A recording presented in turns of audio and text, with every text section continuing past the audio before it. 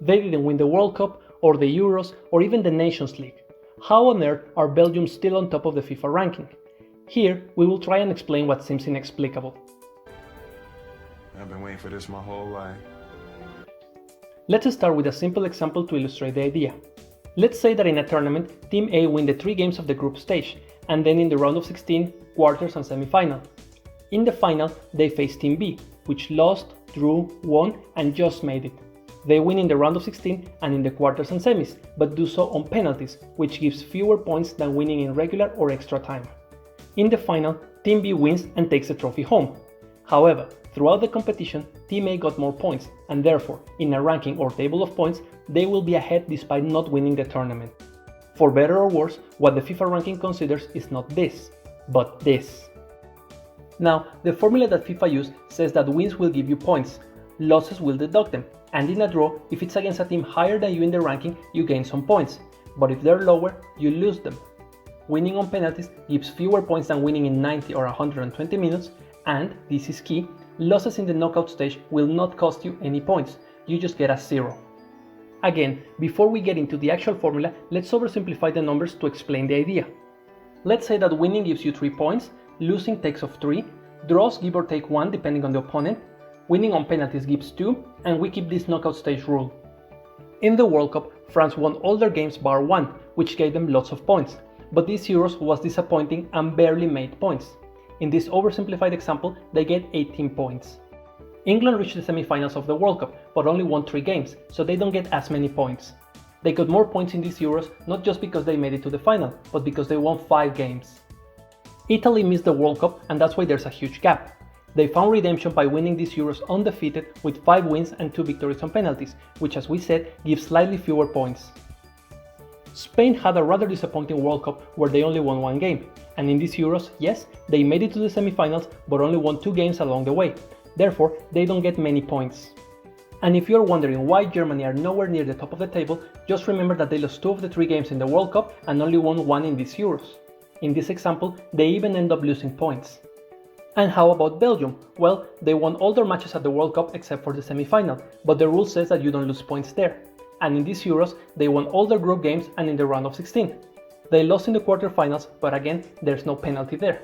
In total, they won more points than anyone else. Can you see where this is going? Now, applying the real formula, these are the points gained and lost. As we can see, Belgium are the team with most points because they're the only ones to win all their group stage games. They don't drop points with draws or losses like the others have. In the knockout stages, they won without going to penalties, and that gives them more points. And when they've lost, they don't lose any points because that's how the formula is established. Essentially, this is what keeps Belgium at the top.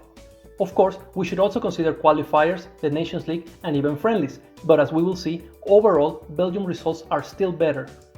Here, let's remember that draws against teams lower than you in the ranking make you lose points, and since these teams are at the very top of the table, basically any draw will cost them.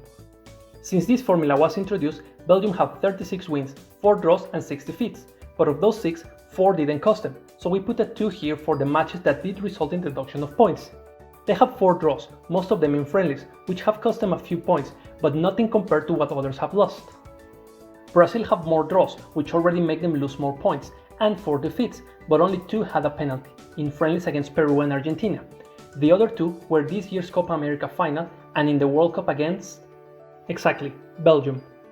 France are current world champions and Nations League winners, but at the same time, they've spent the last 3 years getting draws against the likes of Bosnia, Hungary, Iceland or Ukraine twice. They have 3 defeats, half of Belgium's, but it turns out that all 3 cost them points, a friendly with Finland, a qualifier against Turkey and a Nations League game against the Netherlands. England have 8 losses, 3 of them courtesy of Belgium and a few more that took points off them. Italy have just won the Euros and had an incredible streak of 37 games undefeated, but lots of them were draws, therefore they don't get as many points. Argentina is in a similar situation, they haven't lost in a while but many of them are friendlies. They have 2 losses that cost heavy points, in the World Cup against Croatia and Colombia in the 2019 Copa America. Finally, how about this specific Nations League Final 4? How are Belgium still on top despite losing both games? This is how this FIFA match day started. The only team that could knock Belgium off the first place was Brazil. Everyone else was just way too far behind and it was mathematically impossible for them to reach the top. Now, for that to happen, two things were required: that Belgium lost both games and Brazil won the 3 of them. The first thing happened, then Brazil beat Venezuela to get 5 points, but then drew against Colombia and that took them back to where they started.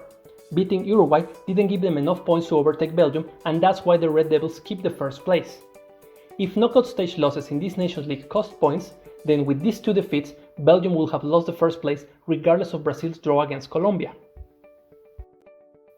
In summary, Belgium remained on top of the FIFA ranking despite not winning any major tournaments because the ranking doesn't sort teams by history or titles, but by how many points they win game after game.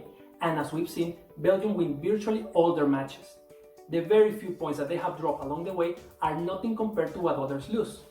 Ultimately, yes, they've lost the games that really matter, but the formula says that there is no consequence for that. So after all, there is nothing hidden, there is no conspiracy behind this. It's just what I think, a huge flaw in the formula. I know that historically the FIFA ranking has been heavily criticized for situations like this. I've been following this topic for quite some time, but it's the first time I do this in English in an attempt to reach a wider audience. I really wanted to address this situation because I see that it causes a lot of controversy, so this is my attempt at explaining the situation. Now, as I said, I've been following the ranking and its formula for quite some time, and I do believe that there are some positive aspects to it. It's not as bad as most critics say. However, I think that FIFA should have a look and reconsider this, and maybe have teams lose points or have some sort of penalty when they lose a knockout stage game. I hope that this video helps to clarify the mystery of why Belgium remain on top of the FIFA ranking, and I will be very grateful if you share it and visit our website and social media. Cheers!